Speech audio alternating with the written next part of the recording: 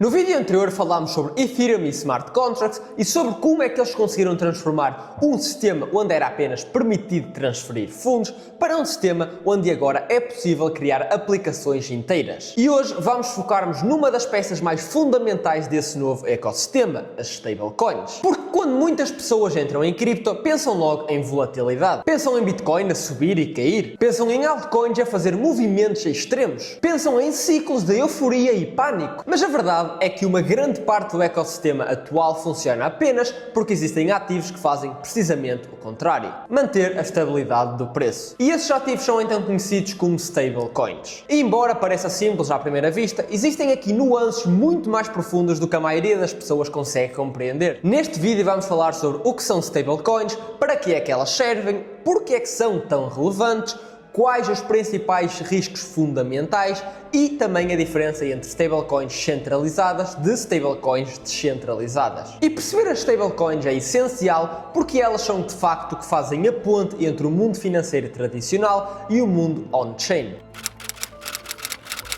Uma stablecoin é um ativo criado com o objetivo de manter o preço relativamente estável, geralmente associado a uma referência externa. Sendo que na maioria dos casos, essa referência é o dólar americano. Por isso, na maioria dos casos, quando alguém está a falar de uma stablecoin, está a falar de um ativo que tem como objetivo, geralmente, manter o preço de unidade igual ao preço de $1 americano. A ideia central é simples. Em vez de usar apenas ativos voláteis como o Bitcoin e o Ether, passas a usar assim alguns ativos que tentam pelo menos manter a estabilidade nominal. E claro, isto aqui é extremamente útil porque permite várias coisas ao mesmo tempo. Permite manter a liquidez sem sair totalmente do ambiente on-chain, permite facilitar pagamentos, permite servir de unidade de conta em muitos protocolos, permite também estacionar capital durante períodos de incerteza e permite também em muitos contratos mover dólares americanos de forma rápida e programável. Mas aqui convém sublinhar uma coisa muito importante. Stable, a parte inicial de stablecoin, ou seja, estável, não quer dizer que aquilo seja mesmo estável. Significa apenas que existe um mecanismo que foi desenhado para tentar manter essa estabilidade, mas esse mecanismo pode falhar. E é por isso que perceber como cada stablecoin funciona é muito importante e não devem assumir apenas que vale mais $1. Vamos agora à parte prática. Porquê é que as stablecoins são tão importantes? Uma das atualizações mais comuns é simples. Quando alguém temporariamente não quer continuar exposto à volatilidade de Bitcoin, Ether ou outras criptomoedas e também não quer passar automaticamente para o sistema bancário tradicional de novo, pode converter então o seu capital para stablecoins e deixar na mesma on-chain. E isto permite manter o mesmo nível de liquidez no ecossistema sem ter de estar sujeito à oscilação. As stablecoins também funcionam como meio de pagamento digital. Se queres enviar fundos sem estar sujeito às oscilações dos outros ativos, as stablecoins aqui fazem muito sentido. E isto é particularmente relevante para pagamentos, tesourarias, salários digitais e entre muitas outras transferências que podem surgir no mundo on-chain. Em muitos protocolos de aplicações, preços colaterais, lucros e perdas são geralmente medidos em stablecoins. E isto acontece porque medir todas essas coisas em algo que é geralmente estável é muito mais simples, pelo menos a nível de pensamento económico. É muito mais fácil avaliar risco, retorno e a tua própria posição quando o ativo que estás a olhar como meio de análise não está a oscilar a cada hora. Grande parte das finanças descentralizadas também dependem das stablecoins. Empréstimos, pools de liquidez, negociação, yields e outras aplicações utilizam as stablecoins como o seu mecanismo central. Sem elas, o sistema ficaria muito mais instável e menos utilizável pela esmagadora maioria dos participantes. As stablecoins são também uma forma de representar a moeda fiat no sistema da blockchain. E isto cria uma ponte. Em vez de teres apenas cripto medida através de outra cripto, passas a ter sim uma representação estável do valor real.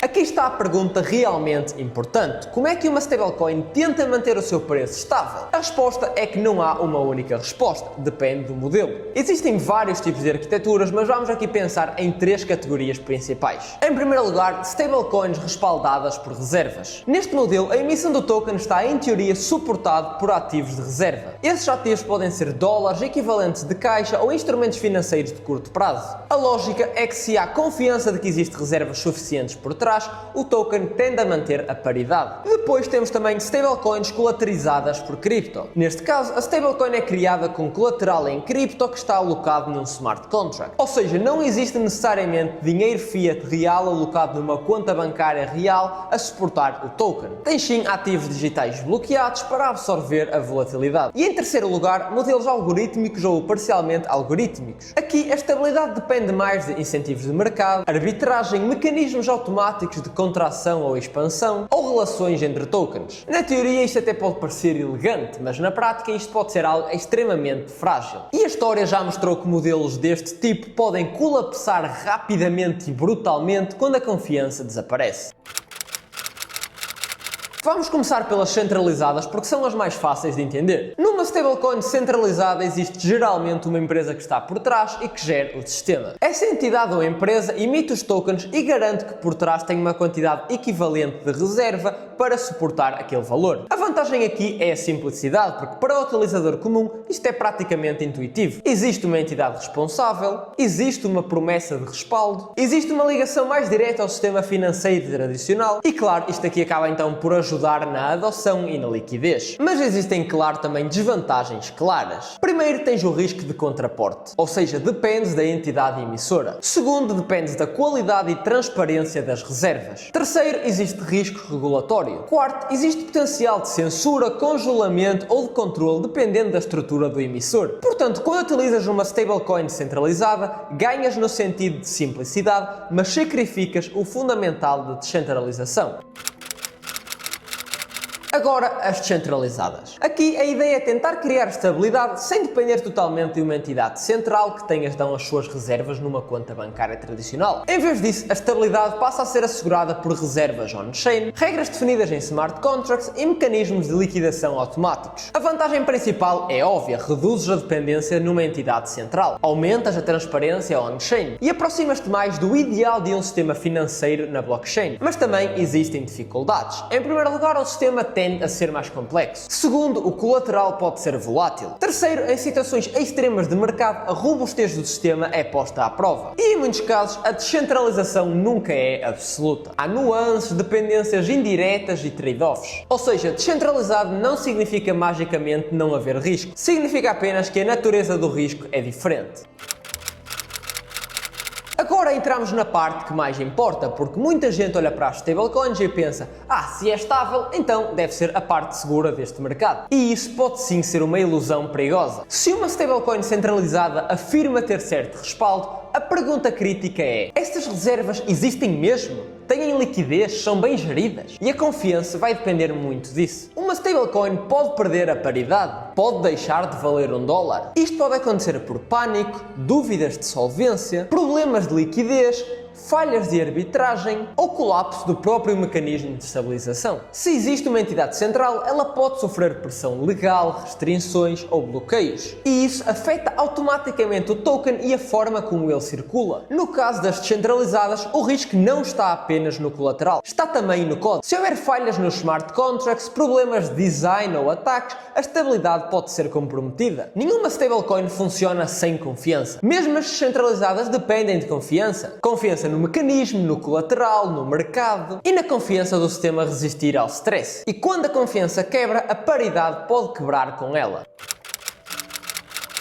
E este é provavelmente o ponto mais importante de todo o vídeo. Quando um ativo parece estável, o cérebro humano tende a relaxar. Pensa menos no risco, fica menos defensivo e isso pode sim ser perigoso. Porque o risco de uma stablecoin muitas vezes não está na volatilidade diária. Está no risco de cauda, o evento raro, mas devastador. Ou seja, podes passar meses, passar anos a olhar para um ativo e achar que aquilo está sempre igual, está estável e perceber tarde demais que afinal aquilo não era assim tão estável quanto parecia e o problema estava mascarado. E é por isso que em cripto, estabilidade aparente não substitui análise estrutural.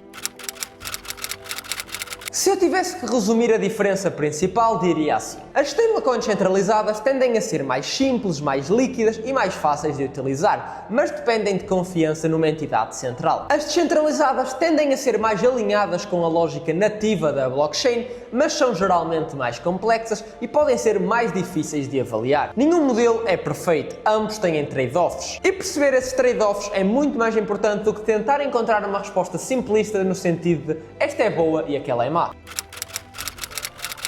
As stablecoins tornaram-se uma peça central do ecossistema de cripto porque permitiram fazer algo que à partida parece extremamente simples, mas que é extremamente complicado. Ter valor relativamente estável dentro de uma infraestrutura digital global sempre ativa. Servem para pagamentos, para liquidez, para trading, para DeFi e muitas outras coisas. Mas por trás de todas essas utilidades reais existem também riscos reais. Riscos de reservas, de regulação, de confiança e de estrutura. Por isso, a forma certa de olhar para stablecoins não é como dinheiro sem risco. É como instrumentos úteis sim, mas que exigem a tua compreensão. No próximo vídeo vamos mapear as principais categorias de criptomoedas. Layer 1, Layer 2, DeFi, Privacy, Utility Tokens e até meme coins. Porque uma das maiores causas de confusão no mercado é tratar tudo como sendo a mesma coisa e não é. E se tu gostaste deste vídeo, deixa já aí o teu like, segue o canal para não perderes os próximos vídeos e se queres entrar na minha comunidade de cripto no Discord para tirares todas as tuas dúvidas e estás em contacto diariamente com pessoas que estão sempre atentas a este mercado, tens o link aí no primeiro comentário fixado e também na descrição do vídeo.